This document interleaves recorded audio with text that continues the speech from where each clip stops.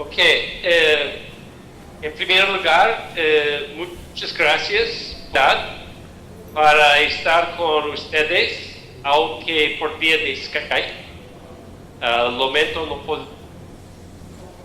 poder estar con ustedes por todo el seminario, ni siquiera por toda esta mesa, pero agradezco la oportunidad para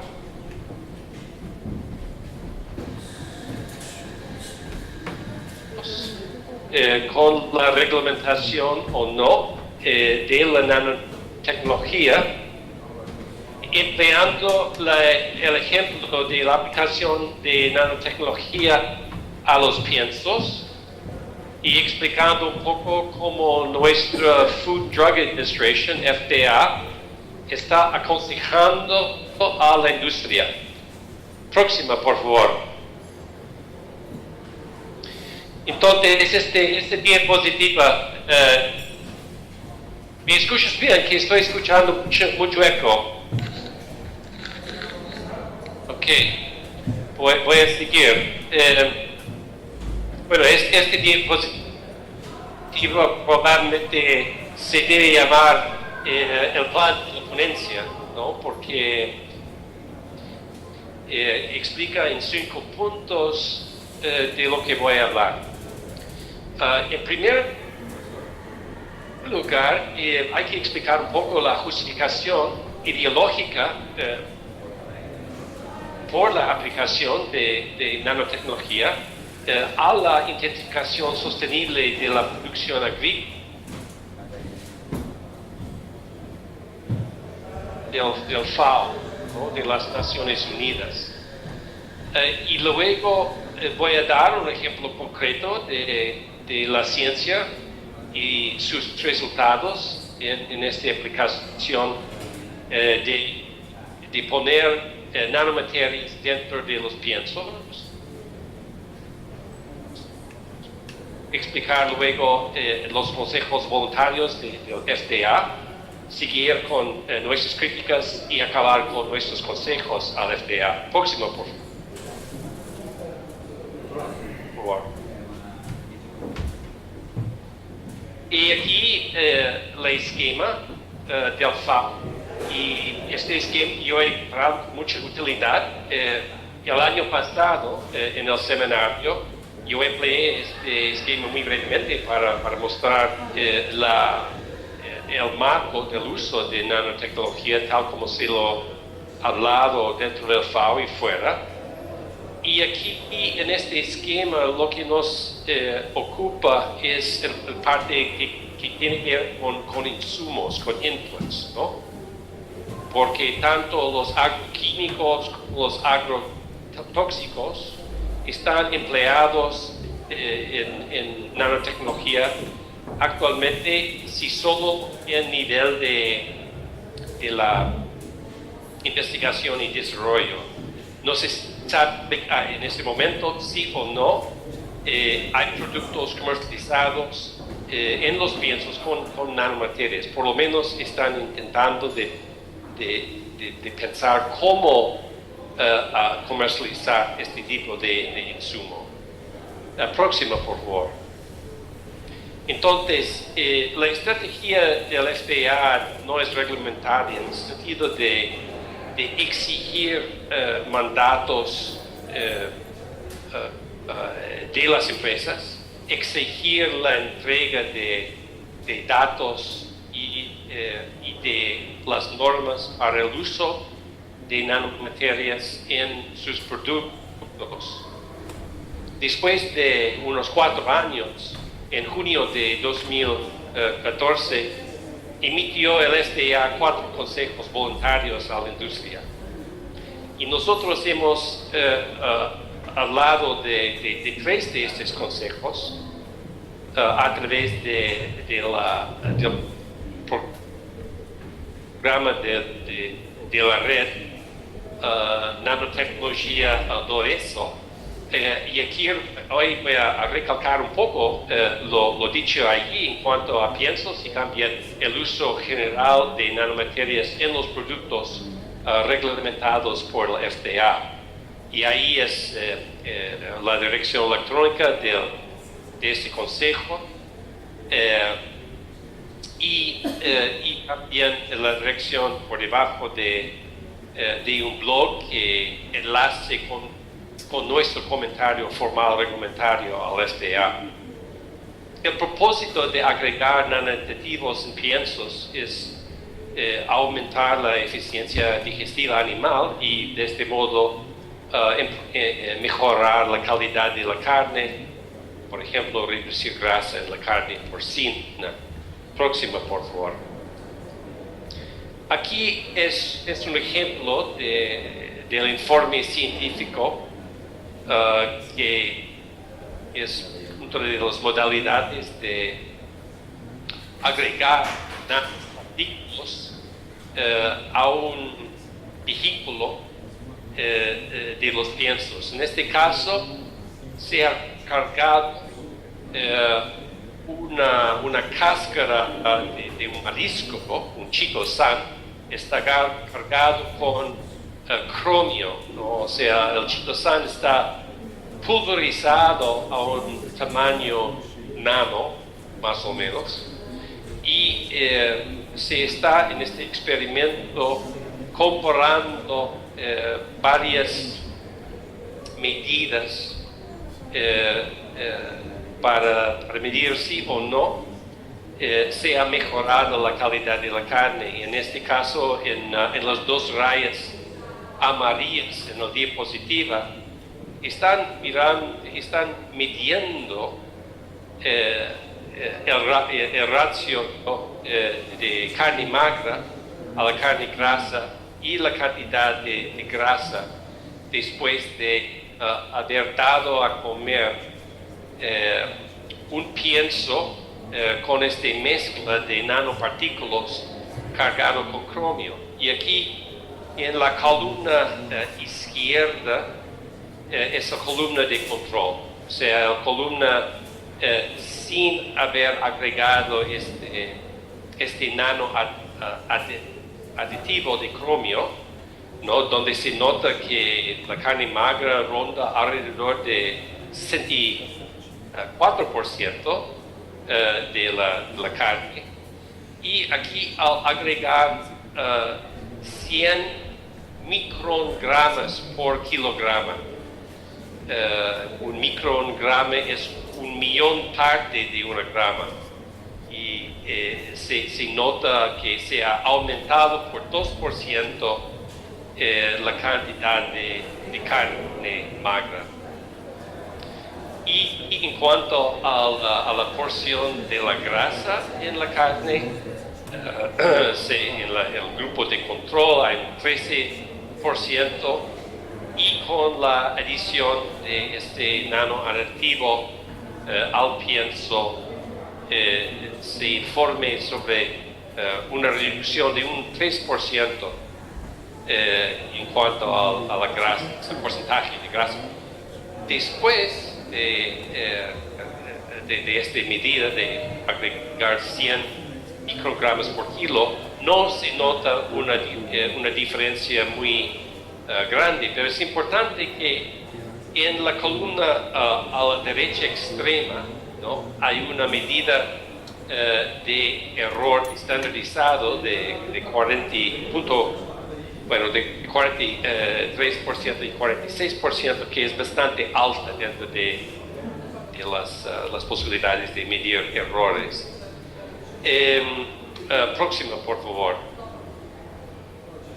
Ahora, en esta tabla, ¿no? Se da más o menos la formulación empleada de varios ingredientes, no pienso, en un kilogramo de pienso, empezando con el maíz, con arriba de 600 gramos, la soya 200 gramos, el trigo 70 gramos, etc., ¿no?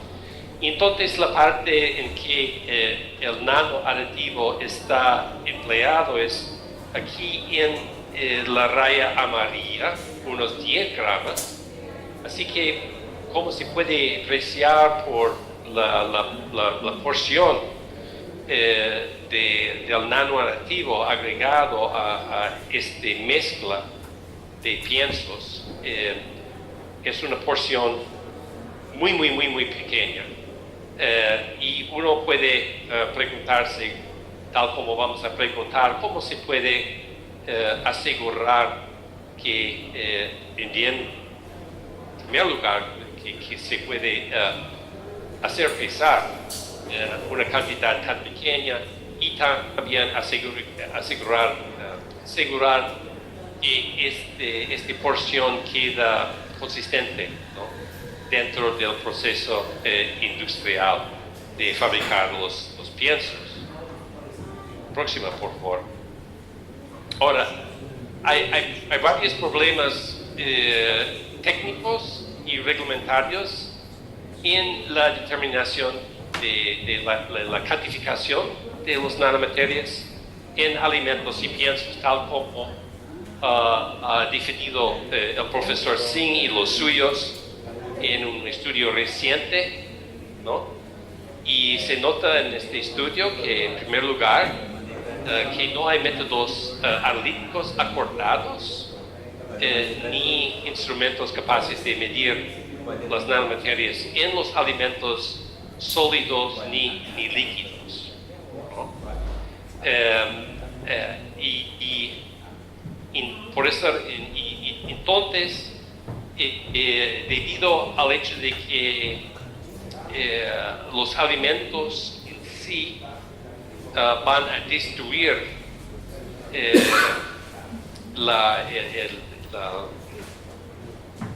el equipamiento para medir y visualizar las nanomaterias, no se puede poner los alimentos en sí, sino hay que preparar muestras que se llaman representativas para el análisis.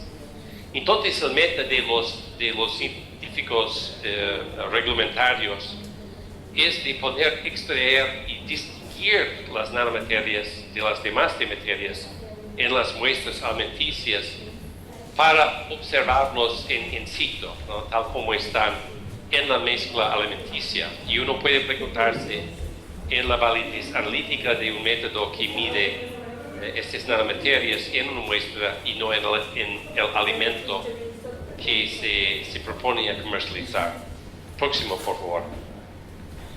Entonces, aquí la dirección electrónica de este estudio y un diagrama para explicar el reto que enfrenta tanto a los científicos como a las agencias reglamentarias, ¿no? Tenemos aquí al lado izquierdo un complejo alimenticio que contiene las nanomaterias, entonces hay que separarlas para determinar la cantidad y los característicos de las nanomaterias para determinar su grado de toxicidad y otros riesgos que ellos podrían presuponer, no solo para los consumidores animales de las nanomaterias en nuestro caso, sino también de los seres humanos que están trabajando con estas nanomaterias, bien en la fabricación de este nanoaditivo o bien en el uso del nanoaditivo en el campo por los granjeros, ¿no? Entonces, lo que están buscando es una tecnología para observar, medir en su sitio las nanomaterias, pero sin invadir, sin perturbar estas muestras alimenticias, ¿no? Y próxima, por favor. En esta diapositiva se puede tener una idea de este reto muy grande y en el sentido que las agencias reglamentarias habrán que desarrollar o adaptar un biosensor que se puede aplicar a los nanoaditivos en piensos, ¿no? Aquí en la columna izquierda tenemos varios tipos de muestras a las cuales se puede aplicar un biosensor con nanomaterias. Y entre esas muestras son las muestras alimenticias. Y luego hay que poder traducir la información nanomaterial en un señal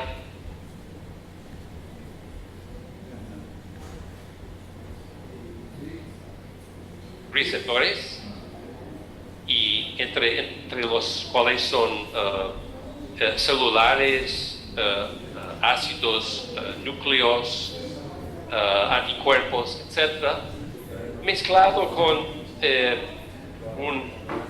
unos artilugios nanos, como son los nanoalambres, ¿no? Y entonces esta plataforma tecnológica debe convertir la información químico-eléctrico, ¿no?, en los bioreceptores en un señal que se puede amplificar aquí en la columna derecha, ¿no? Y a través de el procesor de este señal electrónico se debe poder convertir la información en una especie de nanoinformática que puede medir en casi tiempo real los señales químico-electrónicos de las muestras alimenticias. Esto es la teoría, y claro que es mucho más difícil en la práctica, pero esto es la tecnología en la cual las agencias reglamentarias están confiando. Próxima, por favor. Entonces, en nuestro comentario al FDA hemos notado lo siguiente, que esas consultas voluntarias con la industria quedan confidenciales. No hay ningún informe sobre quién está consultando ni sobre cuál se están consultando. Y por cierto, los datos empleados en la presentación empresarial al gobierno, estos datos quedan confidenciales, aunque los datos pueden tener que ver con la protección de la salud animal, de personas, la salud pública y ambiental, ¿no? Ahora, el FDA está proponiendo, siguiendo un mandato del Casa Blanca, que hay que revisar las solicitudes y las nanomaterias mismas caso por caso, ¿no?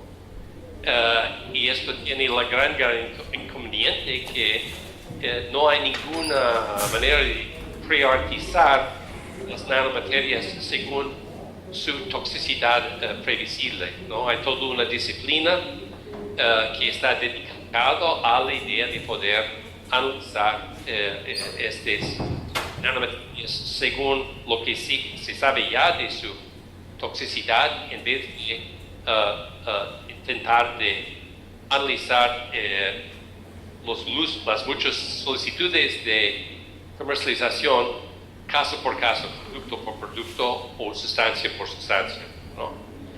Y efectivamente, con agencias que están sin fondos, ni personal, ni tecnología suficiente para examinar caso por caso, este método equivale a la desreglamentación por falta de recursos. Próxima, por favor. Entonces, aquí son nuestros consejos, ¿no? Que el FDA está poniendo que hay que excluir las nanomaterias incidentales. Incidentales son las nanomaterias que resultan de la fabricación en este caso, del pienso o del alimento, ¿no? Nosotros no creemos que hay una manera científica actual por distinguir las nanomaterias incidentales de las nanomaterias que están introducidas intencionalmente en las muestras o la sustancia alimenticia. Luego el FDA pide pruebas de una mezcla uniforme estable de las nanomaterias en su fase de fabricación, lo que a mí hace mucho sentido, pero no pide estas mismas pruebas en la fase de almacenaje o el uso de los piensos, ya que algunas de las nanomaterias son de materia orgánica, como es una cáscara marisca cargada con un nanometal. Es la información ADN puede cambiar a lo largo del tiempo y puede cambiar también las características de las nanomaterias. Entonces, el FDA no propone ningún equitaje en las bolsas de los piensos, así que los granjeros no saben si o no su pienso viene con un nanoaditivo, ¿no? Y ya que durante la fabricación del pienso por el granjero, ellos pueden aspirar las nanomaterias. Esto es un peligro, presenta un riesgo. El FDA no recomienda que la industria presenta un perfil nanotoxicológico para cada nanomateria en el uso en el producto, ¿no? Esto para nosotros es un requisito mínimo reglamentario. Y finalmente, el FDA no urge que la industria explique su método y tecnología para detectar y cuantificar y caracterizar las nanomaterias y los efectos, las propiedades correspondientes. Próxima, por favor. Y finalmente, nuestros consejos al FDA.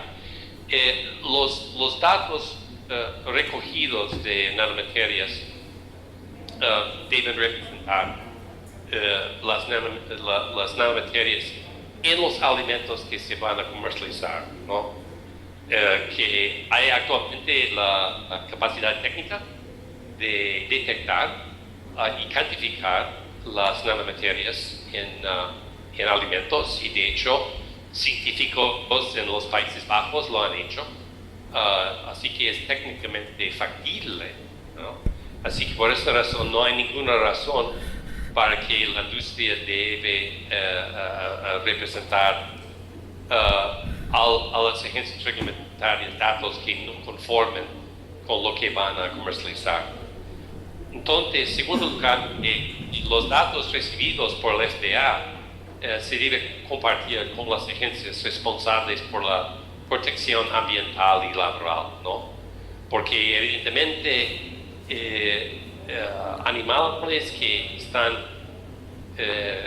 comiendo nanomaterias van a producir en cantidad residuos con nanomaterias, y estos residuos van a llegar a las aguas agrícolas, y es muy poco probable que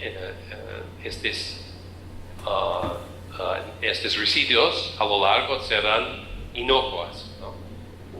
Y también hay que emplear estos datos recibidos para la protección de los obreros, los molineros de pienso sobre todo. Y hay en fin, como una exigencia principal, que no se debe permitir la comercialización sin una revisión reglamentaria que sea independiente de los datos entregados por las empresas, y estos deben de ser datos comprensibles, fiables, según una metodología acordada. Y acordado en este sentido, actualmente no hay ni dentro del Códex Alimentarios ni dentro del OECD y su grupo de estudios de riesgo de nanotecnología. No hay ningún método acordado para medir las nanomaterias ni en los alimentos ni en los piensos. Así que esos son nuestros planteamientos y espero que puedo contestar las preguntas que ustedes pueden tener. Muchas gracias.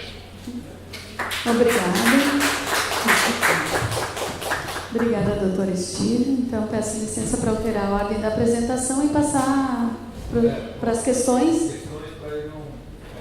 Isso, para o doutor Steve não ficar esperando. E eu começo com a primeira questão.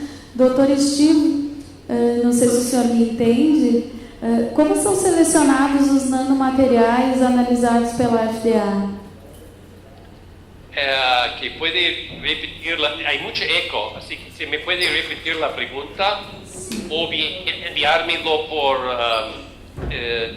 recuadro electrónico, esto podría ayudar. Sim. También.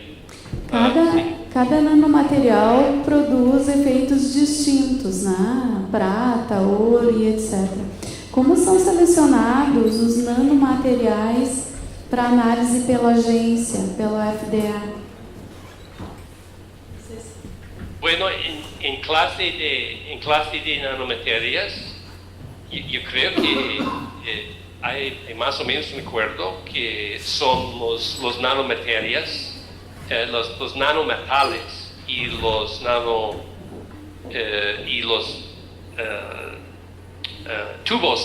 los nanotubos de carbón, que suelen ser entendidos como los que presentan más riesgos, ¿no?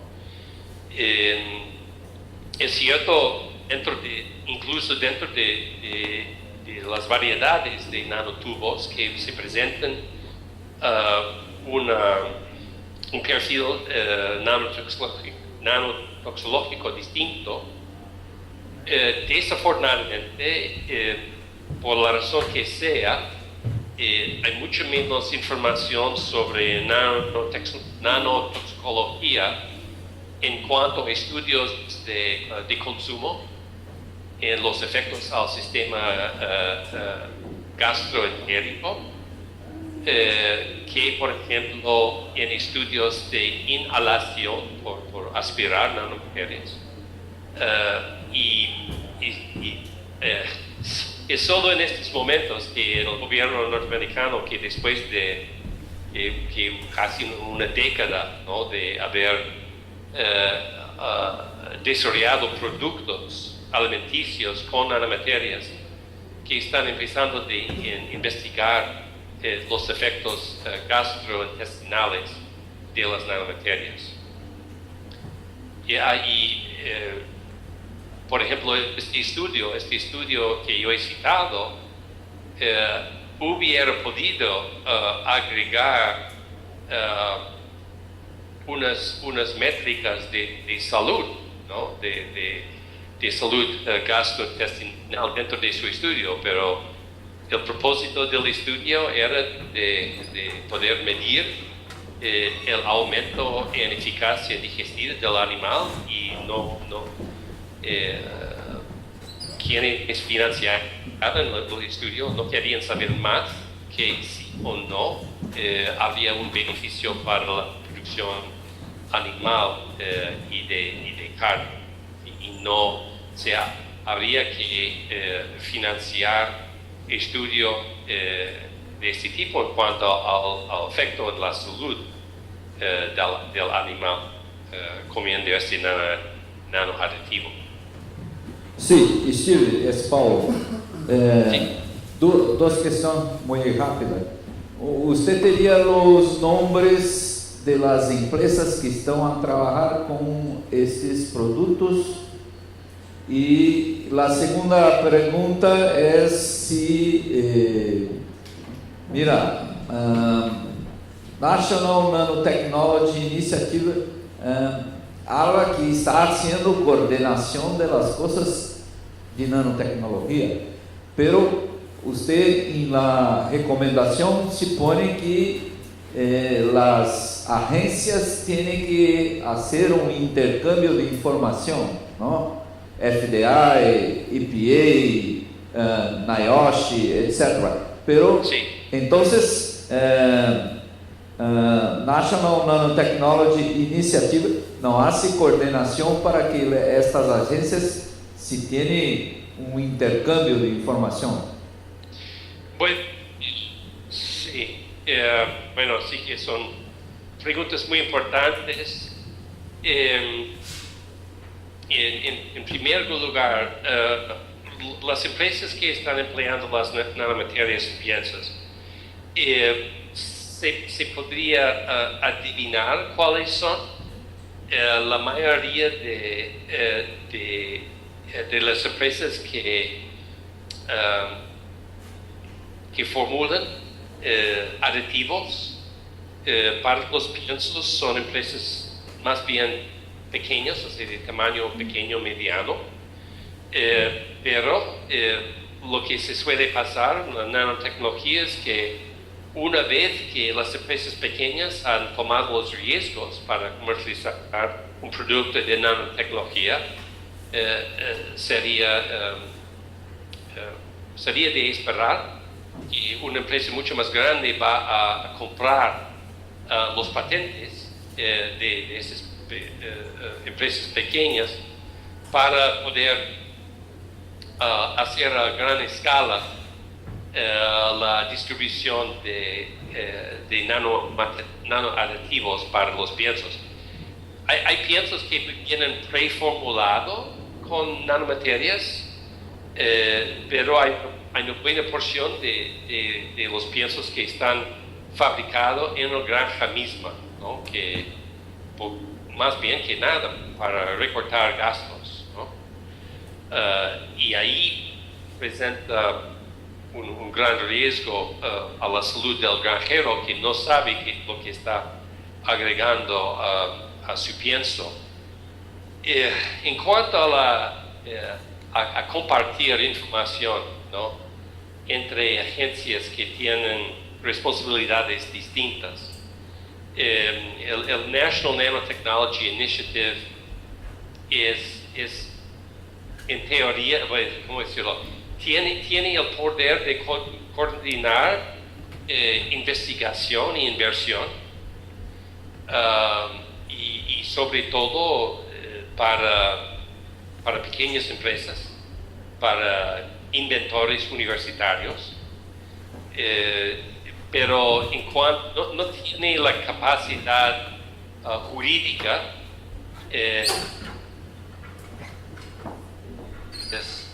federales responsables para la salud ambiental y obrero y pública que ellos tienen que compartir. Que ahora yo veo que hay un problema de conexión con internet. No, estamos viendo, sí. Ok, entonces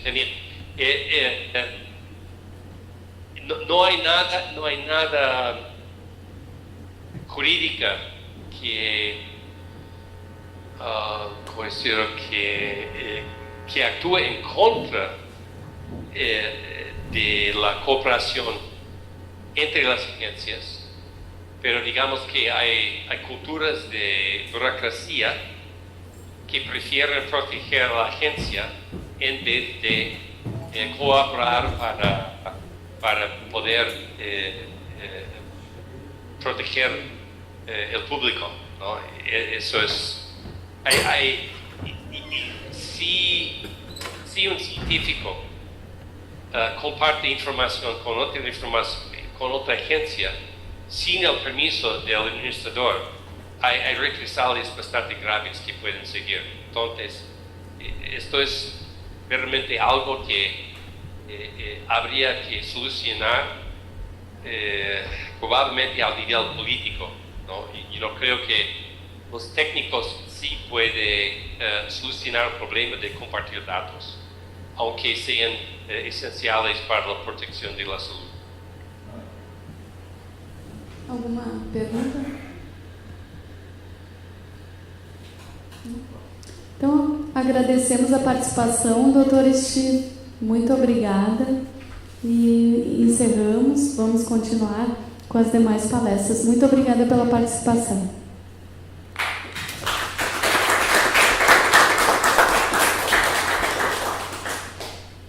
Na sequência, então, chamamos a doutora Tânia Magno para sua exposição.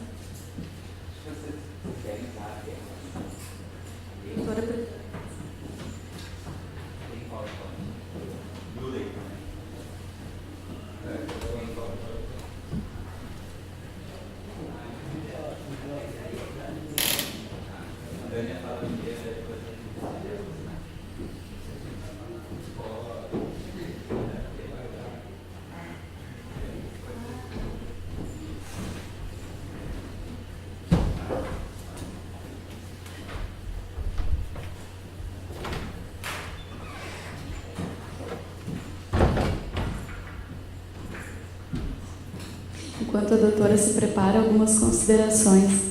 A gente verifica na palestra do Dr. Steve a dificuldade do diálogo, né? Aqui no Brasil nós temos propostas de rotulagem para os nanoalimentos.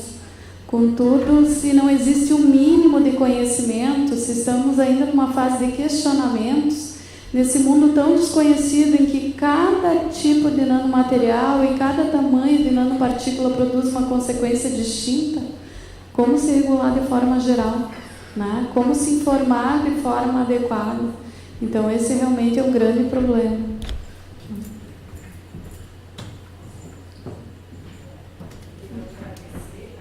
O convite do Wilson, do Paulo, não é? E dizer que a minha apresentação vai fugir um pouco o esquema de falar da nano especificamente. Também não trouxe nada sobre nano, porque nós estamos num campo de especialistas, então todo mundo já sabe qual é o tamanho nano, o que é nano, não é? E eu vou tratar mais de um ângulo em que eu tenho me preocupado com a questão da alimentação. Isso vem de um acúmulo de mais de 15 anos, talvez mais, sobre o tema da alimentação, que começa com o tema da fome.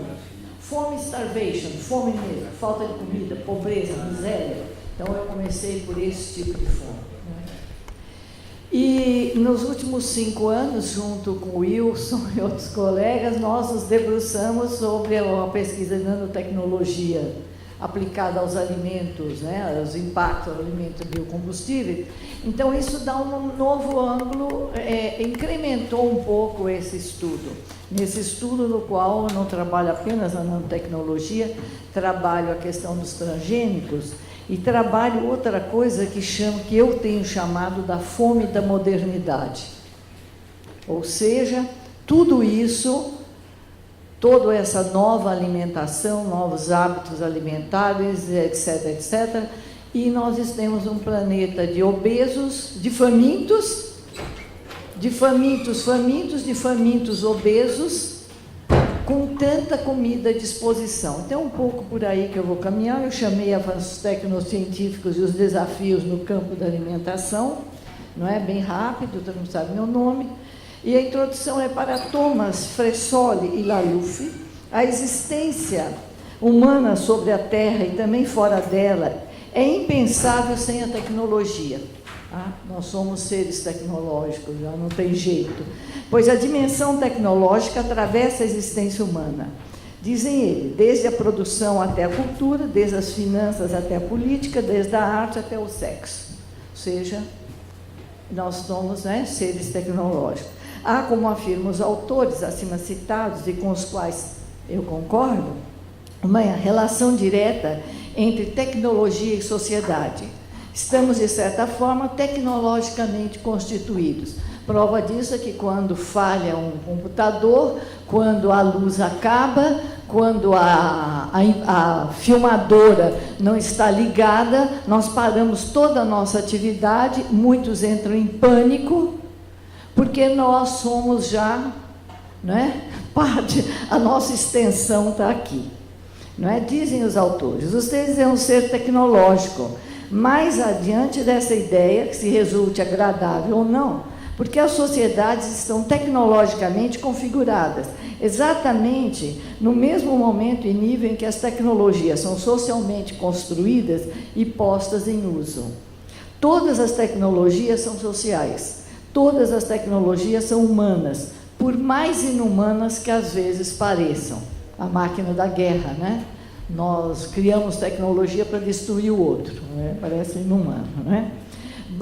Zygmunt Bauman e Bay seguem esta mesma linha de raciocínio ao afirmarem que a vida nas sociedades industriais avançadas transformou neste último século muitas esferas de atividades cotidianas. Por exemplo, varrer o chão, limpar uma casa, aparar uma cerca, quer dizer, uma série de atividades nossas, e em todas elas a expertise incorporada em instrumentos tecnológicos e em dispositivos assumiu o controle por ter polido e afiado as habilidades antes depositadas nas mãos de todo mundo. Aí eu me lembro do dedo, né? O professor colocou o dedo polegar aqui, é marca disso. Precisamos agora dessa expertise, dessa tecnologia para concretizar qualquer tarefa. As pessoas que não sabem mais pegar uma vassoura e varrer um chão, muitos que não sabem lavar louça, muitos que não vão mais para o fogão, quer dizer, algumas habilidades tão simples nós estamos perdendo. Não sabe mais escrever à mão, não sabe, simplesmente não sabe mais. A reflexão feita pelos autores a respeito de nossa dependência em relação às inovações tecnológicas e nossa disposição em aceitar novas tecnologias como se elas fossem isentas de malefícios, alerta para o fato de que os produtos podem se tornar científicos ou factíveis do ponto de vista tecnológico antes mesmo que seus usos tenham sido verificados.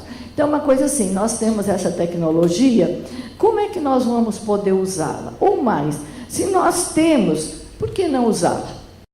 Não é? Já que a gente dispõe, vamos usar dela.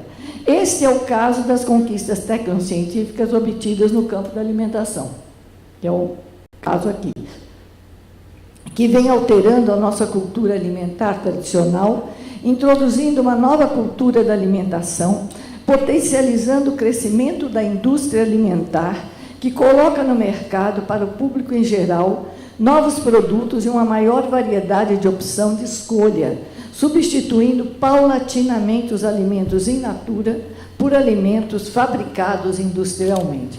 Pense que eu estou falando in natura e fabricado industrialmente, até o que tira da terra. Porque se eu pensar que eu tenho toda uma tecnologia aplicada ali, não é? De nanosensores, nano tudo, até que ponto aquele alimento é ainda um alimento in natura como a gente tinha. Essa maior variedade de alimentos, contudo, não corresponde a uma melhor alimentação do ponto de vista nutricional, pois não raro estamos substituindo uma alimentação mais saudável e nutritiva, era o caso nosso tradicional arroz e feijão, por comidas menos saudáveis e nutritivas, chamadas por especialistas de comidas lixo, né? O junk food, né? Comida que não vale nada.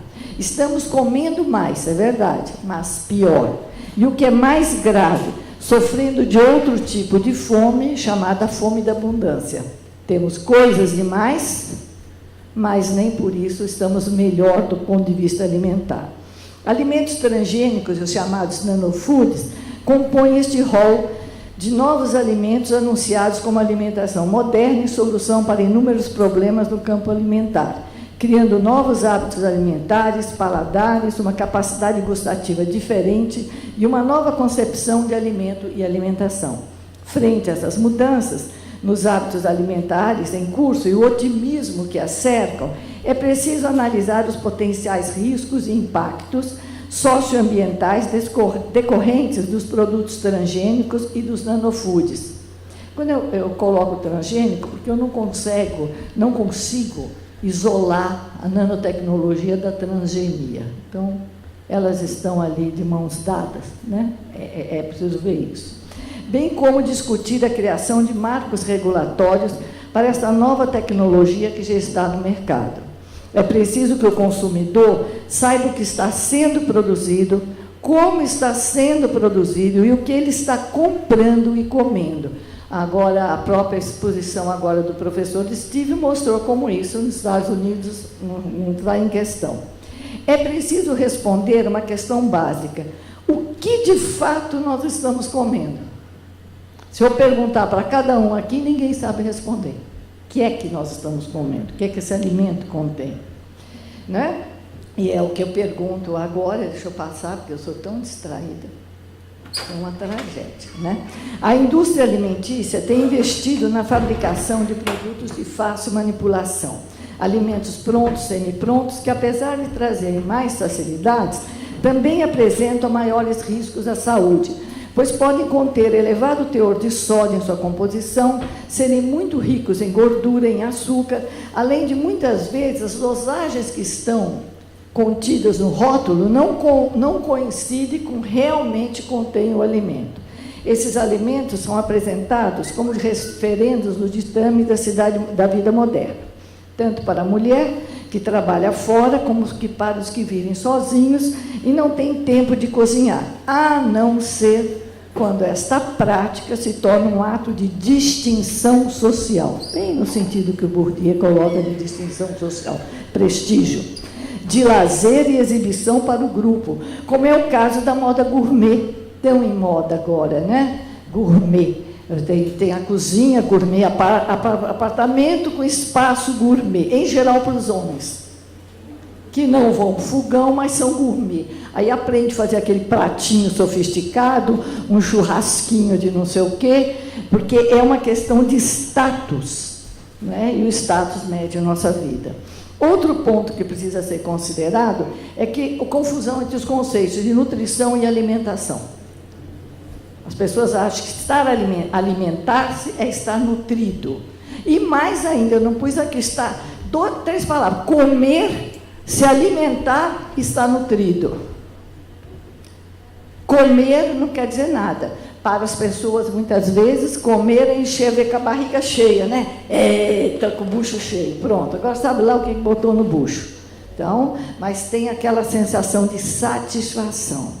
Há mais variedade de ofertas de produtos nas prateleiras do que há alguns anos, mas a questão não se resume em quantidade, e nem em preço, mas em qualidade, procedência que estão sendo vendidos. Ainda mais para os custos socioambientais dessa produção de alimento, né? Isso é importante. Aí eu tenho essa figura, eu gosto dessa figura, né, da sopinha de interrogações, para perguntar o que afinal nós estamos comendo, né? Então nós temos diante disso, ó, agora voltou tudo. É uma tragédia. Eu com a máquina, vocês já viram que não é, a máquina não é a minha. Pronto, é isso aqui.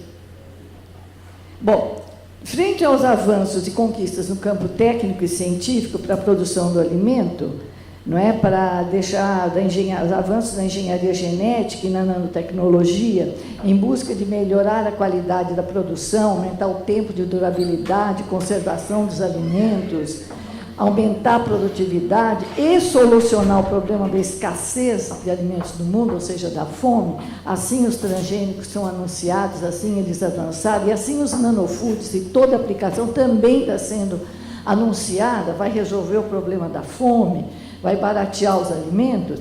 A fome continua a rondar o mundo como há mais de 60 anos, quando se escreveu Geografia, a fome não melhora, e ao contrário. Então, há velhos e novos desafios, aqui sumindo, e mais uma pergunta: fome, e eu com isso?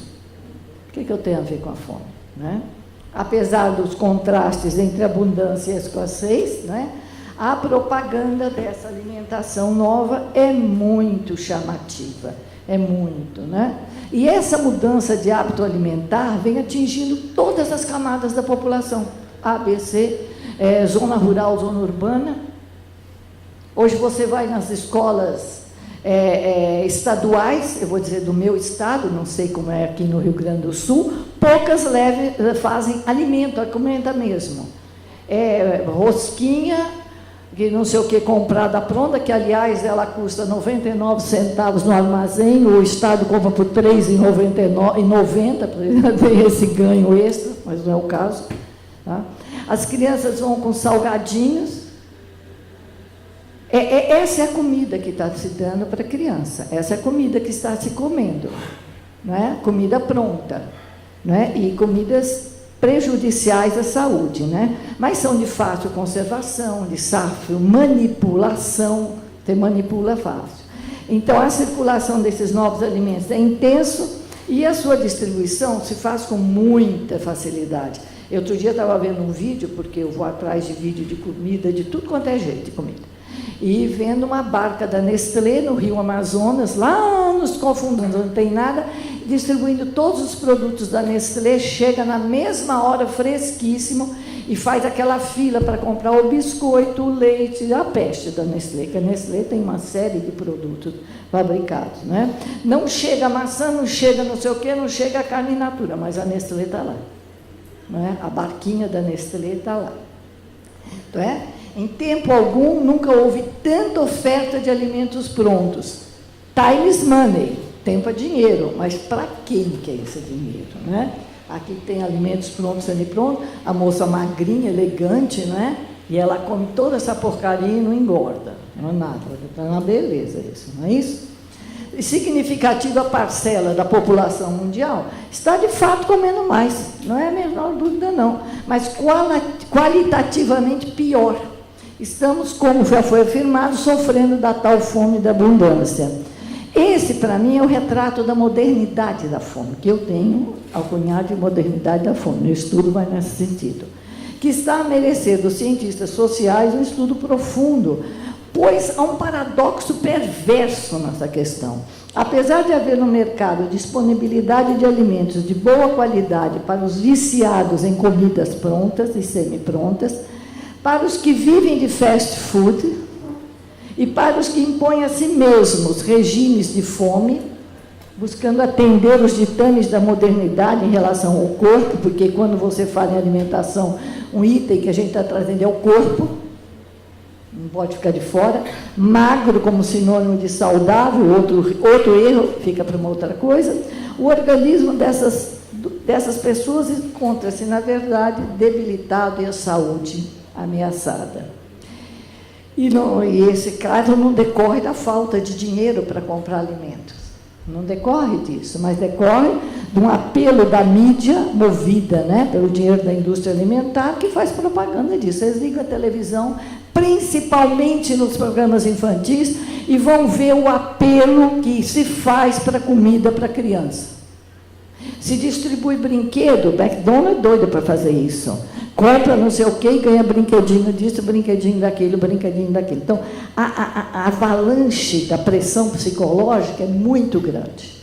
É muito grande. Ainda mais que se parou-se de cozinhar é uma coisa do passado, a não ser o gourmet, que é uma certa camada sofisticada. Mas a classe média, a mulher de classe média, não sabe nem onde é o fogão. Eu tenho um colega, vai defender até esse doutorado agora, estava me dizendo que a esposa dele quase botou fogo no apartamento porque ele pediu para ela assar uma pizza de caixa no forno. Ela não sabia acender um forno, queimou o cabelo, foi uma tragédia. Você tem uma ideia, né, como é que é, tá? Então, a modernidade da fome é isso, come-se, está-se obeso. Obesidade é o mal do mundo moderno. Morre mais gente de obesidade hoje no mundo do que de fome. Dados da Organização Mundial da Saúde. Mais gente de obesidade do que de fome. O problema é mais sério, né? Então, nós temos desafios, os transgênicos e os nanofoods, né? Os dois apresentados como capazes de resolver o problema da fome, mais resistente a pragas, nanofoods, etc, etc. Não é? Só que esse aumento dessa produção de grãos, soja, milho, hoje feijão está entrando na questão dos famintos, não tem resolvido esse problema, né? Nesse problema. A única fome que eles têm amenizado é da voracidade da expansão capitalista. Tá aí o T do transgênico, que tem nos pacotinhos lá embaixo, alguns não estão embaixo. Quando vocês comprarem qualquer salgadinho no Brasil, fora não sei, que for de milho alguma coisa, em geral todos eles têm já o Tzinho. E também no ilecanal, o povo às vezes não sabe nem o que é. Né? O feijão na lista de transgênicos. Então, o Brasil é um país que produz transgênicos. Né? É um seara. Pelo 3º ano seguido, o Brasil liderou o crescimento global no cultivo de transgênicos. 82% da área cultivada de soja no país é de soja transgênica. E onde ela está sendo produzida? Paraná, Mato Grosso e Goiás. Aí vocês vejam o resultado da média ideológica que prevalece nesses estados no resultado eleitoral. Não querem mexer nos seus direitos, de jeito nenhum. Né? E os defensores e detratores desse produto travam uma árdua batalha, cada um para defender os seus direitos, né? E a mídia tem servido bem para isso. Né? A nanotecnologia vai na mesma seara, o emprego dela na agricultura é muito promissor, desde o preparo do solo, plantio, seleção de sementes, emprego de fertilizantes, bactericida, até industrialização e fabricação de novos tipos de comida, bem como de embalagem. Então, nós temos um campo, uma seara maravilhosa. Graças ao emprego da nanotecnologia, nós podemos mudar a cor do produto, alterar o sabor, a resistência, a consistência, até a estética dele. Né? Então, ele promete maravilhas, e é exatamente esse ponto que se situa um problema, porque nós estamos vendo o que é potencialmente bom, e é bom, mas nós não estamos tendo o mesmo acompanhamento do que aos cuidados que nós devemos ter. Eu achei assim que a exposição do Supa foi fantástica para isso, deixou claro lá. Não tem. Há um peso da indústria, um peso dos fabricantes muito maior do que a gente imagina, e no Brasil não é muito diferente. Também nós não estamos em situação melhor. Não temos um marco regulatório, né?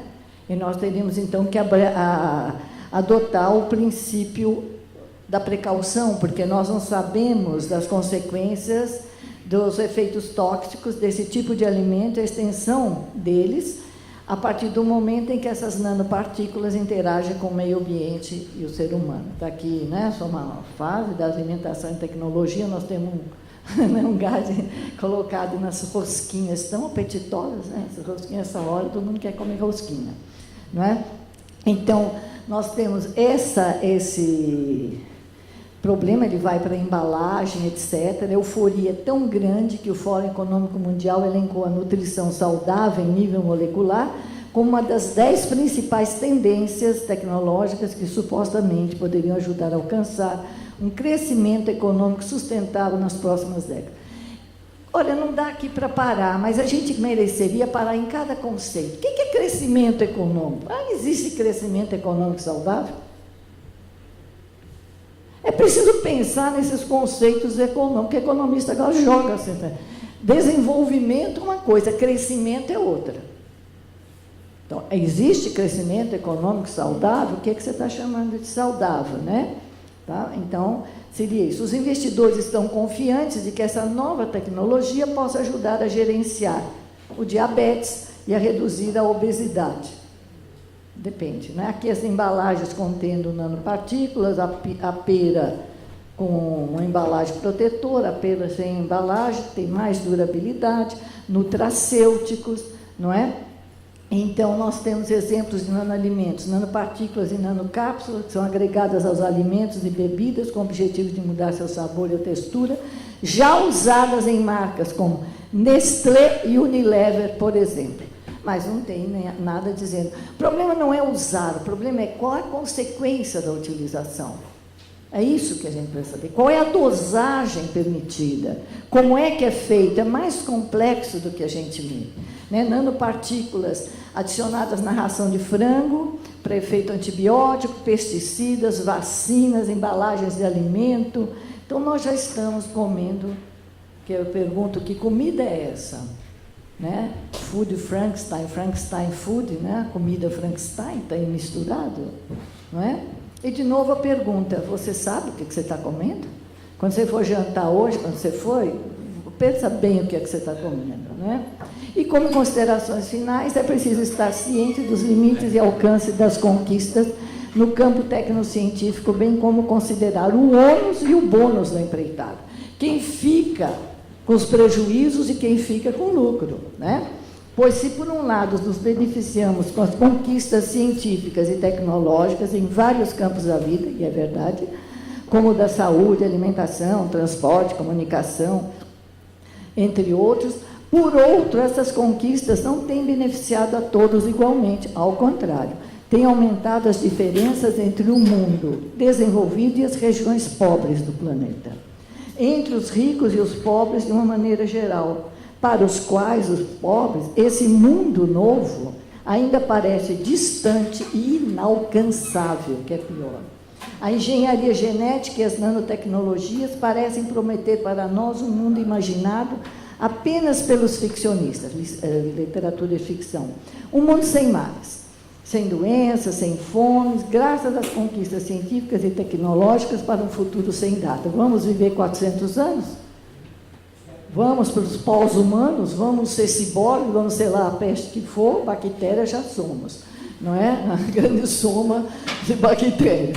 Um mundo ideal para quem? Eu gosto de citar isso. Com a minha mãe, sonhava que num futuro próximo pudesse não ter mais que cozinhar. Era o sonho dela. Apenas escolher um alimento pronto, de preferência em cápsula, porque ela era animada pela viagem espacial, né, que ia comer cápsula, que pudesse ser manipulado facilmente e se transformasse em qualquer saborosa comida, sem precisar de fogão, sujar panelas, pratos e depois ter uma enorme cozinha para arrumar. Era o mundo do futuro, dizia ela, que hoje está com 90 anos. Parece que, de certo modo, esse futuro está já alcançando o presente. O sonho da minha mãe estaria se realizando a que preço? Seria, em homenagem a ela, eu coloquei essa figurinha, família Jetson, né? O sonho dela, toda bonitinha, não jamais tiraria a gordura, pegando, cada um escolhe o que quer comer, a pizza, não sei o quê, não sei o quê. É isso aí, muito obrigada.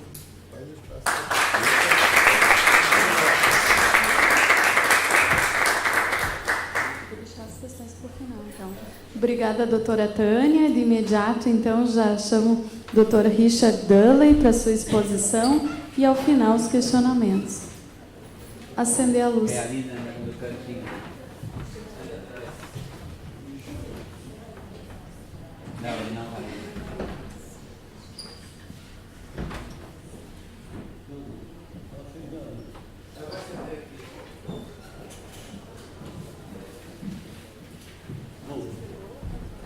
Pelo cronograma aqui sobra 10 minutos, né? Eu vou ser rápido. Bom, primeiro agradecer, né, de ter me, outra vez, me parar aqui para falar alguma coisa sobre nanotecnologia, né? Aí, um pouquinho de história, né? Trabalho com o Paulo Martins, a gente tem 2 programas, né? E eu, por ser um aposentado e não ter muita ocupação, sou sempre o plano B das falhas técnicas e das falhas de agenda, né? Então, eu comecei a pesquisar nanotecnologia e agricultura em 2004, né, como já falei, e depois desses 10 anos aí, eu tenho pesquisado aqui na área de nanotecnologia e agricultura várias vezes, né? Fizemos vários programas na UTV, depois na PUESP, no IEP, né? Na USP. E os programas continuam, né? Segunda-feira, das 11 ao meio-dia, e terça-feira, das 15 às 16 horas, né? Aí entrei, já fiz programas sobre guerra e defesa e nanotecnologia, é uma loucura, esporte e nanotecnologia, transportes e nanotecnologia, carros, rodovias e nanotecnologia, energia, nanotecnologia, e o último, como já não tinha muito assunto, eu juntei tudo para nanotecnologia no lar, né? Pegando desde a casa até Tá? Mas o outro programa, fizemos, a Ana Yara o plano B do plano B. Ele não pode, a Ana Yara entra. Né? Bom, aí, a pergunta que está aqui na mesa aqui era onde estamos e para onde vamos, né? Aí depois da participação do Gilson, e também um pouquinho, eu imagino falar rapidamente, onde fomos e como vamos. Onde fomos e como vamos. Onde nós chegamos e como nós vamos, né? É o que o Gilson colocou, né? Bom, aí tem outra coisa que nós estamos comentando de passagem com o Quaresma no almoço, que é a questão de que a gente acaba falando para nós mesmos, né? Eu não acho isso terrível, porque fica gravado, né? E fica para a história, quer dizer, nós estamos... Mas a gente podia pensar em fazer, talvez, eu imaginei fazer tipo um bate-papo na internet, né? Para a gente se comunicar, trocar ideias, né? E não sei se essa é possível ou não, né? Bom, aí, não sei se no Facebook, né? Uma coisa assim. Também o que o professor Mário Roberto colocou, né? É um pouco de onde eu quero chegar, né? O que a Tânia falou do mundo imaginário, né? Eu, depois de pesquisar e ficar nessa coisa, dúvida de datas, coisa que você lê e não sabe se é verdade ou é mentira, o meu exemplo típico é quando eu comecei a pesquisar nanotecnologia em 2004, eu li um texto que chama Unbound in the Future, e eu, na área da agricultura, eu ficava pensando, na verdade é mentira, verdade é mentira, verdade é mentira. De repente, o texto era 1991, e a palavra... Em 1973, o Japão já tinha um Instituto de Nanotecnologia, e estava criticando o governo dos Estados Unidos. E de lá para cá, desses 10 anos, eu já escrevi um texto que apresentei no seminário desse, que era Nanotecnologia, Ficção ou Verdade, outro, Nanotecnologia, Questão das Datas, e até hoje eu fico em dúvida se o que eu estou lendo é verdade ou mentira, né? Tem eu cito sempre o professor Heck, né? Israel, que foi lá no Rio Grande do Norte, ele falou de um aparelho igual o bafômetro, e você sopra, fala se você está com câncer, sem câncer, onde está o câncer, que órgão está, que tipo de câncer é e que estágio é. Aí, eu não vejo isso no mundo real, né? Os meios de comunicação estão, eu que desocupado, fico pesquisando isso na praia, lá na internet, ponho qualquer coisa em nanotecnologia, né? Está 20, 30 anos atrasado, né? Você quando aparece na Folha é bizarro, é uma coisa bizarra e não é verdade, né? Bom,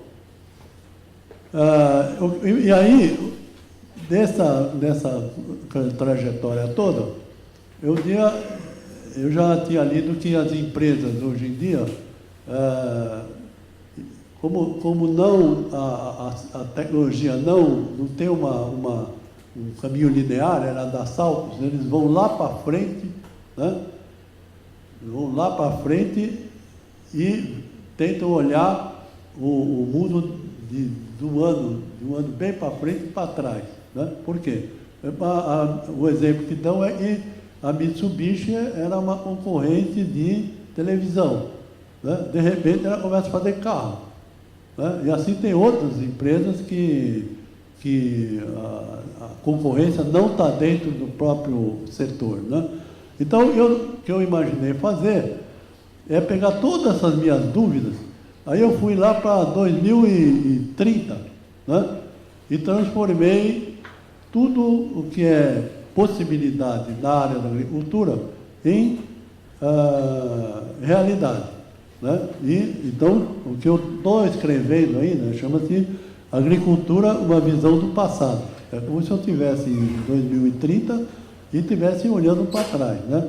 Aí entra a pergunta que eu fiz para o professor Mário Roberto, né, da questão dos Estados Unidos, que por que não foi para a manufatura molecular e foi para a incremental, né? Então, uma pesquisa que nós fizemos no Instituto de Economia Agrícola, também sob o comando aí do Paulo Martins, foi o impacto da nanotecnologia na cadeia de produção da soja, financiado pelo MDA, né? Porque o CNPq não tinha lá muito interesse nisso, né? E entrava também com a agricultura familiar, né? Então, aí você, ali tem nesse texto que tem na internet, você tem todas as considerações mais ou menos teóricas, né, da coisa. Então,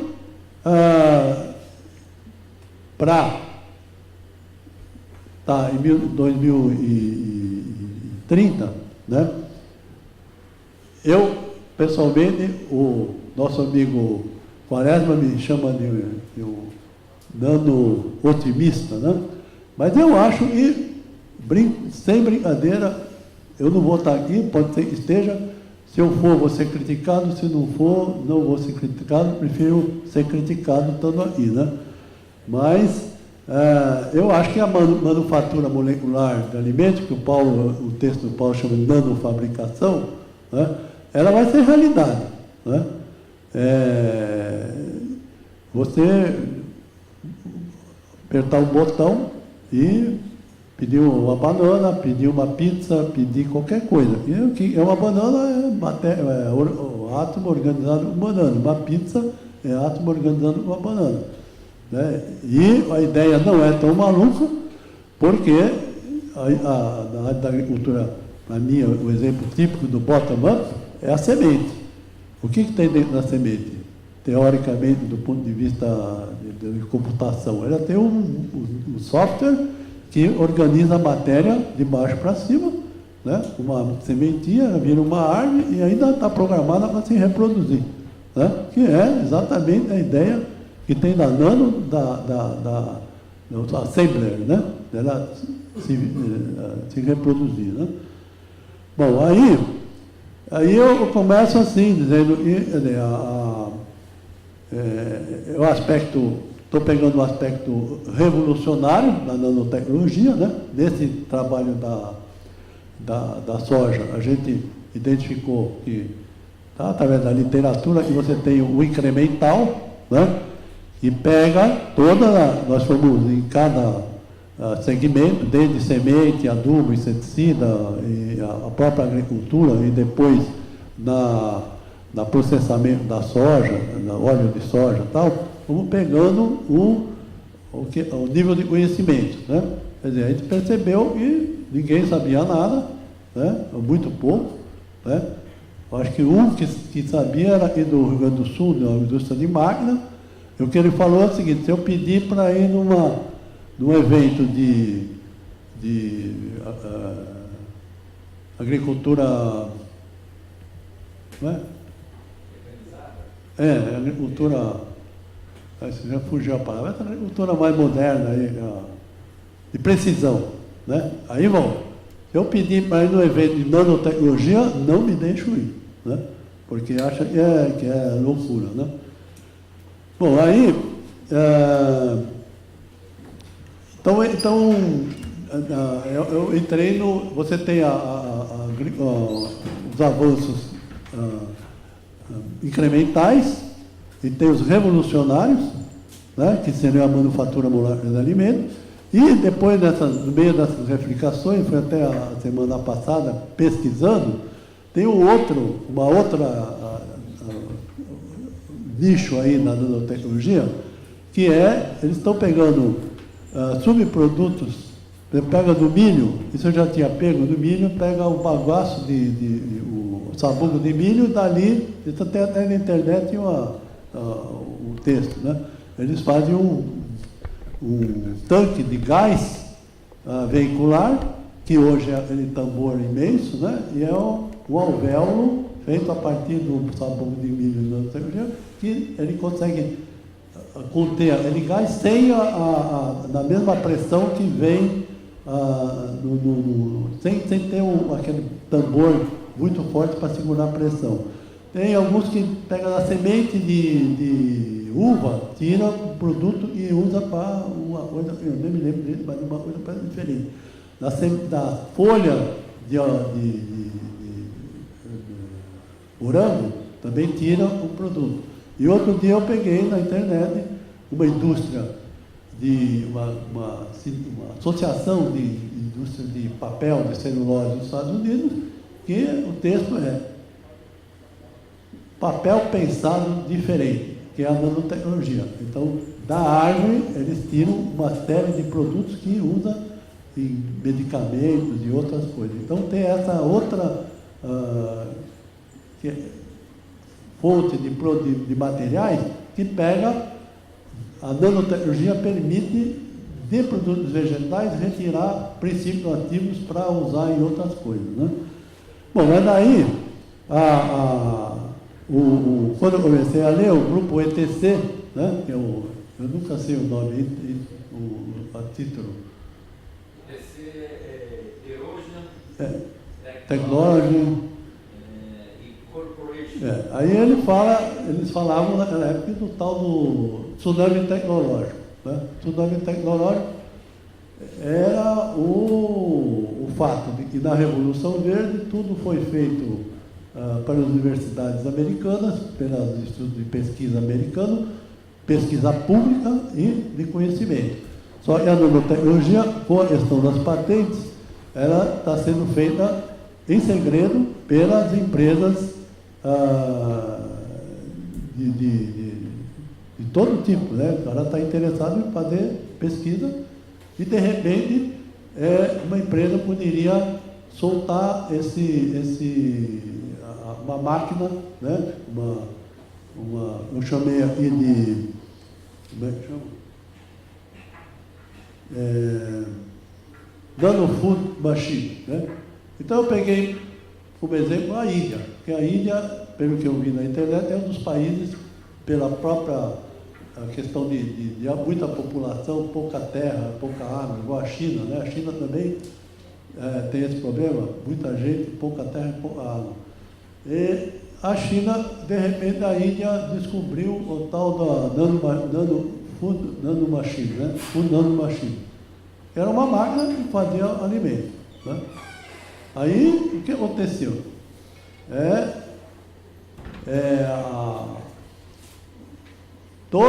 Na medida em que qualquer país que tivesse essas máquinas pudesse produzir alimentos, né? Você pode produzir alimento, produzir café em Israel, né? Pode produzir cereja num país gelado, né? No país da África. Então, nesse tempo, todo o comércio internacional, né, de commodities deixaria de existir, toda a cadeia de produção da agricultura deixaria de ter importância, né, a indústria de semente toda ia desaparecer, a indústria de agrotóxicos também deixaria de desaparecer, adubo químico desaparecer, máquinas agrícolas desaparecem, do lado de processamento também, você não precisa mais moer a soja, porque você pode obter o óleo de soja direto, né? Então tem todo esse impacto na agricultura, né? Na própria alimentação. Aí é o que a Tânia falou, né? Hoje você tem a agricultura convencional, né? E adubo químico, semente e tal. E a agricultura orgânica, eu por acaso também mexi com isso, fui presidente da Associação de Agricultura Orgânica de São Paulo, e era diferente da agricultura convencional. Aí tem o transgênico, né? E eu acho que eu não tenho muita ilusão, né? Quando o Cortázar fala aí da regulamentação da nanotecnologia, eu não tenho muita ilusão porque, eu falei, não regularizou nem o agrotóxico, nem o transgênico. A nanotecnologia também, para mim, vai ser muito difícil, né? Mas aí, quem vai decidir isso, para mim, é o consumidor, né? Aí a questão da educação, era que a Tânia falou, saber o que você está comendo, né? Bom, aí, o que acontece? Você, na hora que você não tiver mais, apesar de todos esses impactos no próprio capitalismo, né? As máquinas, né? Eu fiquei imaginando, essas pequenas máquinas, você não faria uma siderúrgica, uma imensa fábrica de milho aqui em São Leopoldo, né? Você teria pequenas produtores, né? Cada um com sua máquina ou uma coisa familiar, né? Para isso. Então, você, toda essa agricultura deixaria de depender da natureza, né? Não precisaria mais da natureza, não precisaria mais de terra, né? Já teria um impacto na mão de obra, né? E, do ponto de vista ambiental, ia ter uma série de benefícios, porque ia haver, aí eu, tirando meio uma brincadeira, né? Quer dizer, todas essas ONGs ambientais, né? Que brigam pela floresta, pela fauna, pela flora, ia tudo perder emprego, né? Porque toda a área agrícola ia ser reflorestada, né? Aí você teria que reformular a lei florestal e a lei da fauna, porque ia começar a aparecer animais, né? Eu sei que, por exemplo, o grupo lá de São Paulo, Usina São Francisco, que tem a cana orgânica, só de não ter agrotóxico, só de não ter agrotóxico mesmo, começou a aparecer um monte de cachorro do mato, onça, né? Voltou tudo a aparecer. Então você tem que permitir a caça, permitir a pesca, né? Essas ONGs desapareceriam e a organização da produção agrícola, né?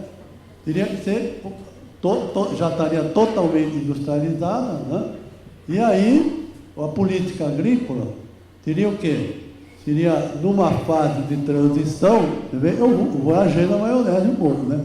Na fase da transição, a política agrícola seria você fazer a transição para não gerar muito impacto na questão de emprego, né? Depois eu também, na minha imaginação, felizmente faço, embora hoje a Embrapa, né, seja praticamente a única instituição no Brasil que trabalha com a nanotecnologia, pesquisando, tem o nanoagro, né?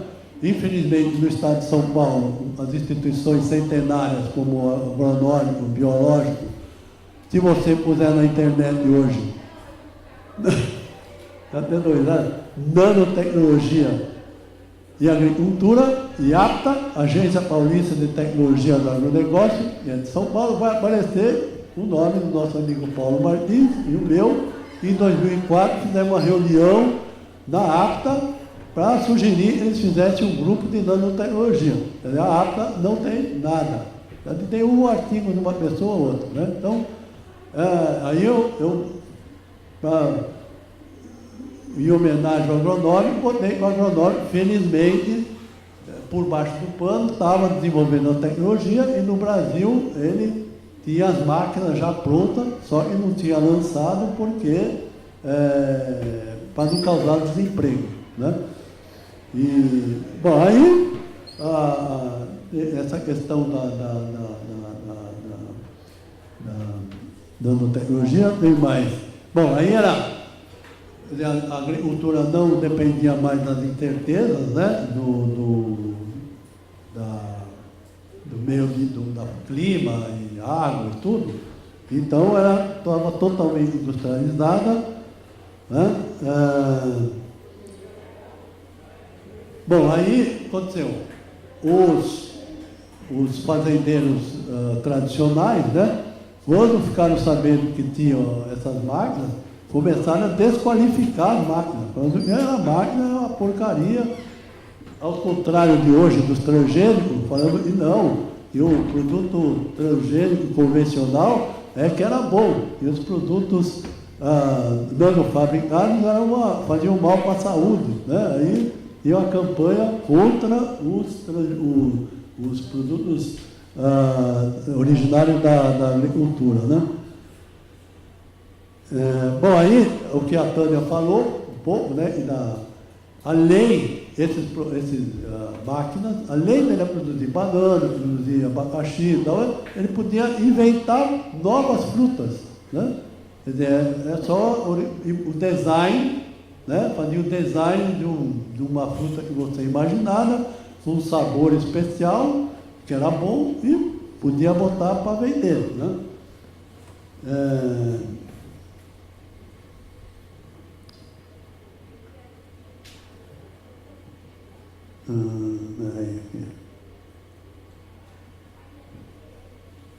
Bom, aí tem um pouquinho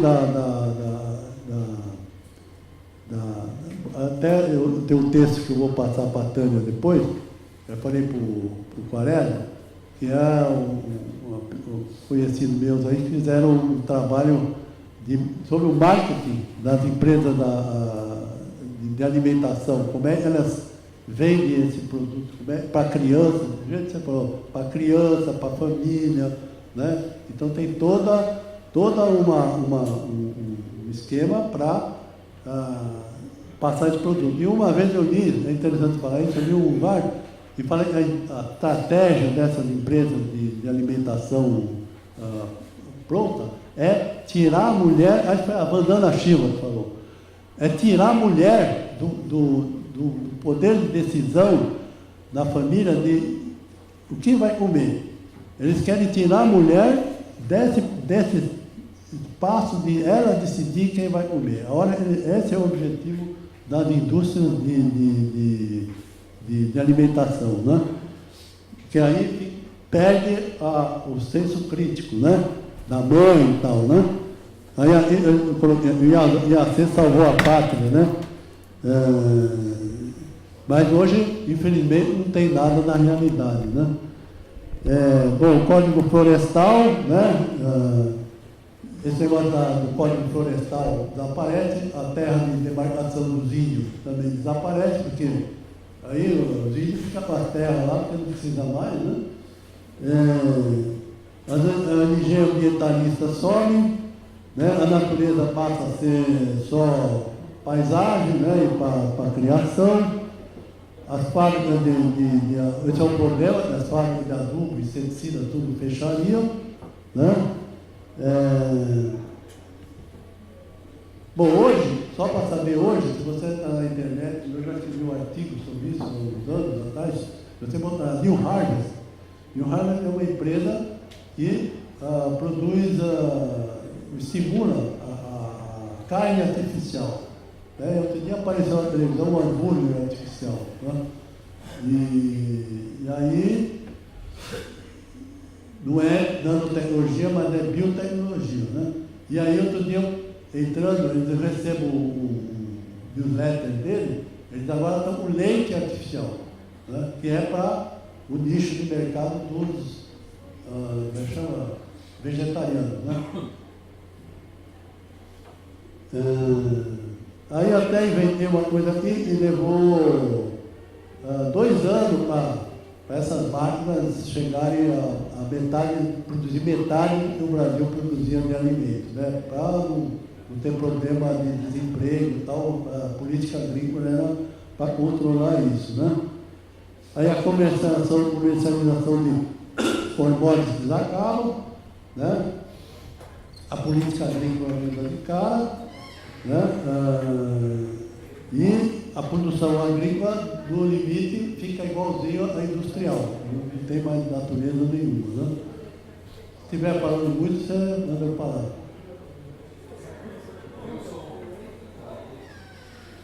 Hã? Acho que tem que ir fechando. Acho que é ir finalizando. Ah, tá vendo? Então começa a falar, meu filho começa a falar, não para mais. Então, deixa eu ver. Bom, e aí muda o conceito, né, do que é a agricultura, né? Tudo que a gente conheceu para trás deixa de existir, né? A agricultura parou de existir. Né? A questão da economia de escala, da agricultura, né, que, do ponto de vista econômico, também deixa de existir, porque são pequenas máquinas. Né?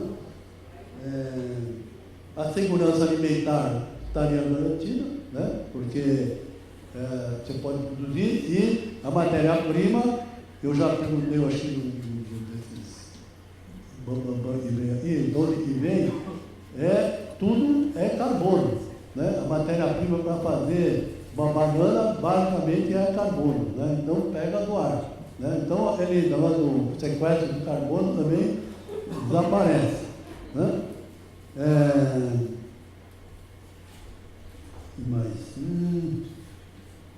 Bom, aí, nessa fase intermediária, né, a Tânia já falou, entra muito os nanosensores, né, nanosensores para, nessa fase de incremental, que usa a informática, a eletrônica, a nanotecnologia, a biotecnologia, dando informação para o agricultor, e chega até a agricultura inteligente, que praticamente nessa fase incremental, que o produtor praticamente não está fazendo nada. Né?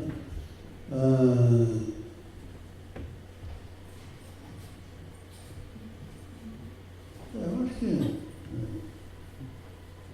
Aí eu estou indo para trás, aí chega um ponto que nós estamos hoje, e que a situação, estamos aqui discutindo nanotecnologia. Então é isso aí.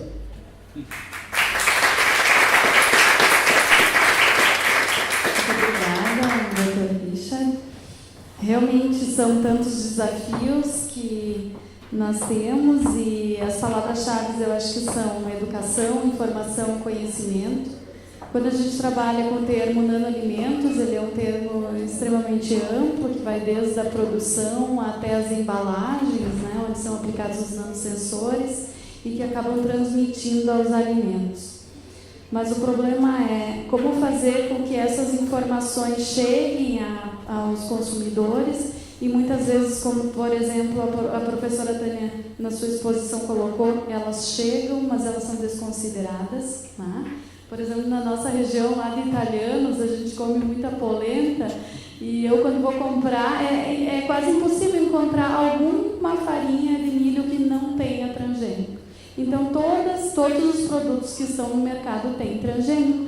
Então, primeiro a questão da informação, e segundo a impossibilidade de escolha. Né? Então, não se tem uma opção, mesmo que se tenha, quando se tem e se quer exercer, né, a escolha. Né? Não se tem essa possibilidade. E no caso dos nanoalimentos, nós temos isso. De um lado, então, benefícios que existem sim, né? Eu vi até nas anotações do professor a questão da proteção contra as bactérias, né? Os sensores.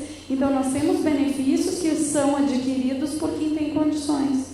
Por outro lado, os prejuízos, que são os resíduos que ficam na água, no solo, ficam para todos. Né? Então, já existem estudos que comprovam que resíduos, por exemplo, no meu caso, eu estudei a nanoprata aplicada aos alimentos, ficam no solo e atingem algas, por exemplo, prejudicam, né, todo o metabolismo e etc.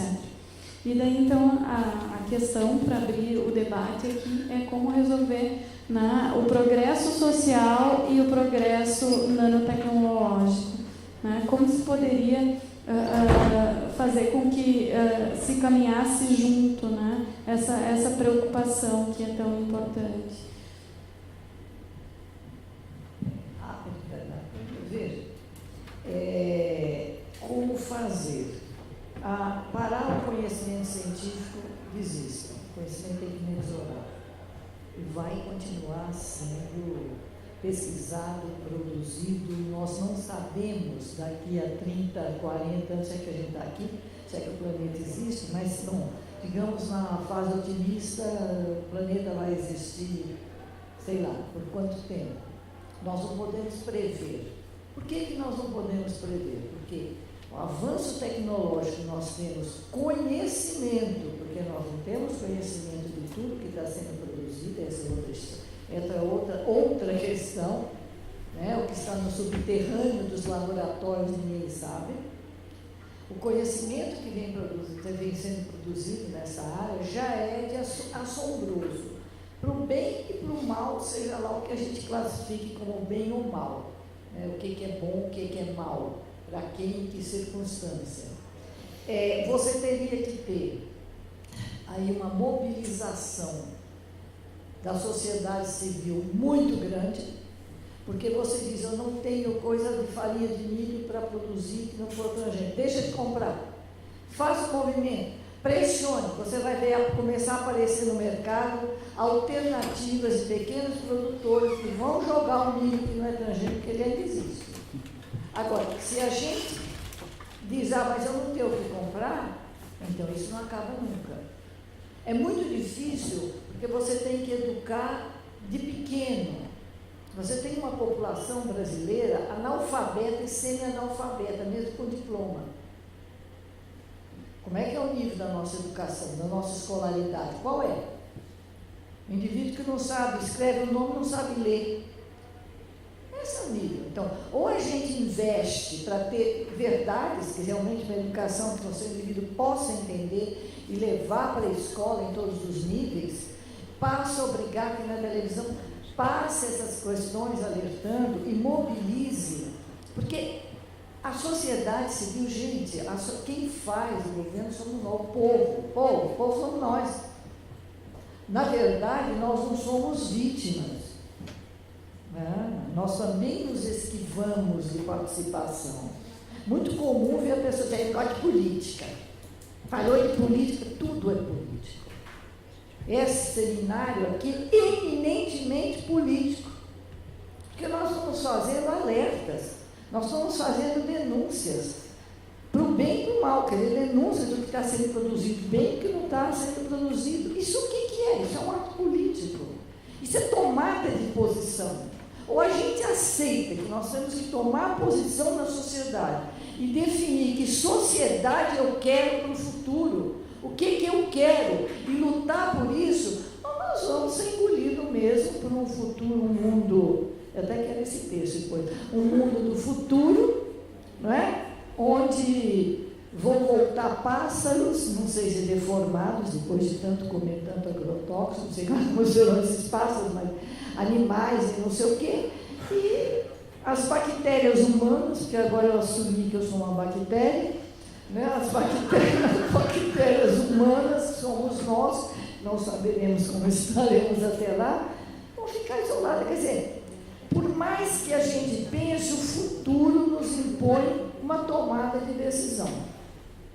Quer continuar do jeito que está? Olha, estamos morrendo de obesidade. Estamos morrendo por falta de uma série de elementos da nossa alimentação. E continuamos morrendo de fome, porque o mundo é dividido igualmente. Para alguém morrer gordo, alguém precisa morrer sem nada. A desigualdade, o sistema capitalista é um sistema que gera desigualdade, gente. Ele se faz nisso.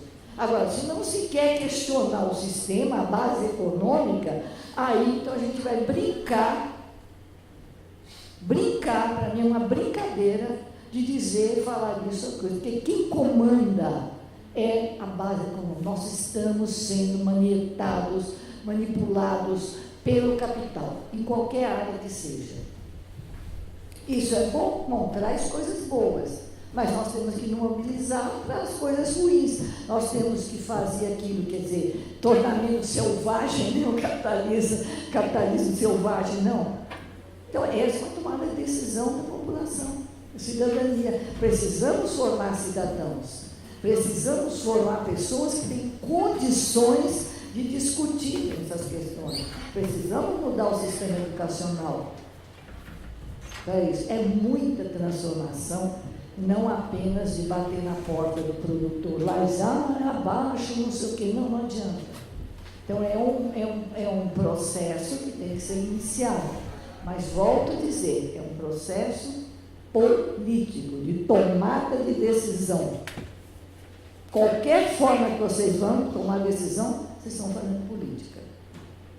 E as pessoas passaram a ter horror da palavra política, de não sei o que. Então vai para a rua, faz que nessas manifestações juntou 1 milhão de gente na rua, cada um com uma bandeira diferente, até da galinha pintadinha, que não leva a canto nenhum, anárquica, e depois juntou um monte de gente para quebrar a rua, sei lá, assim, de propósito, de raiva, ele saiu quebrando por aí.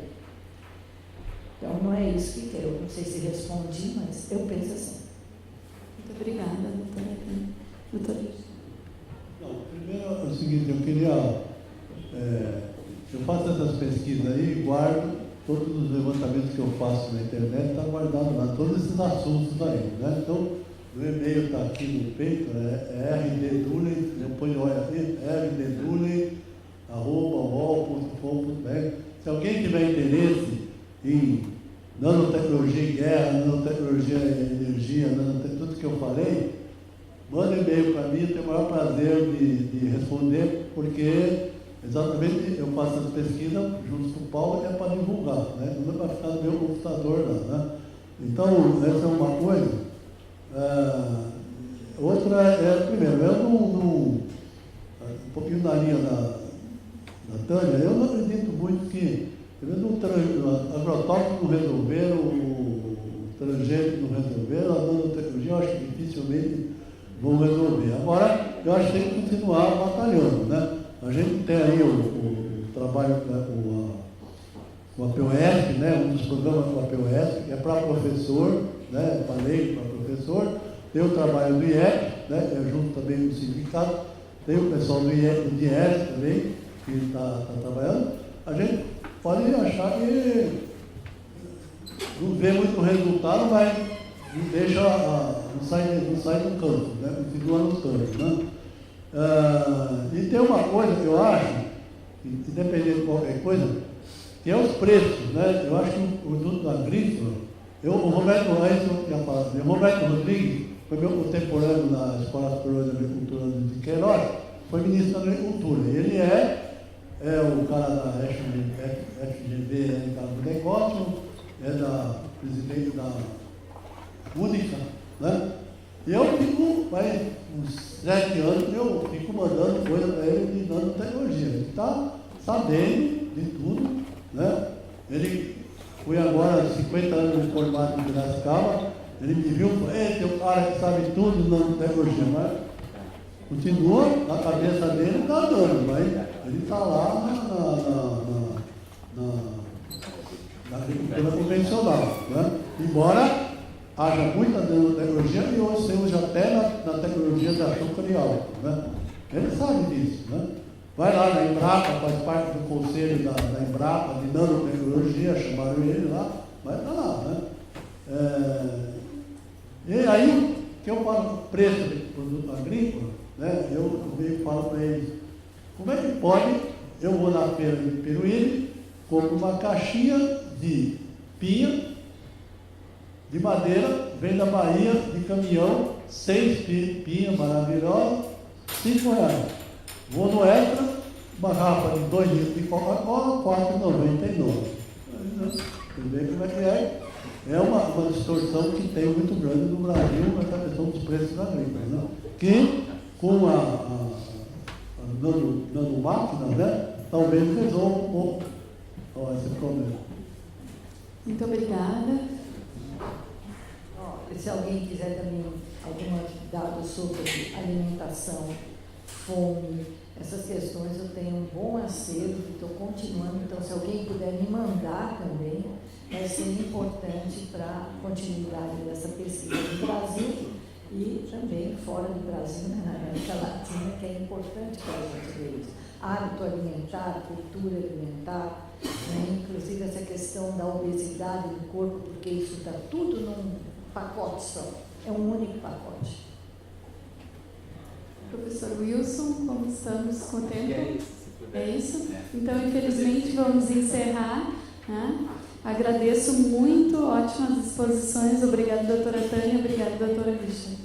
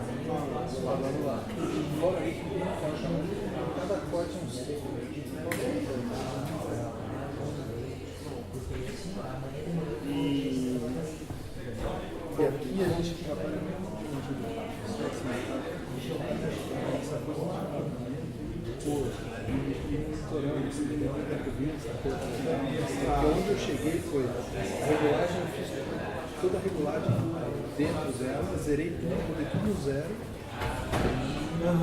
Botei o Cine Light lá na gama, a diferença tá lá. E coloquei aqui no AT. E lá no 5.6, eu acho que essa vazou legal.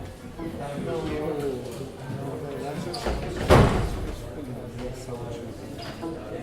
Não, essa lá chegou. O pessoal mandou. Tava estranho, né? Por isso que eu perdi aquela hora. Sim.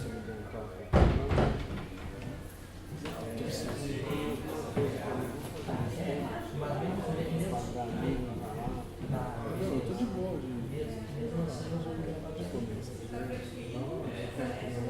Só vamos começar.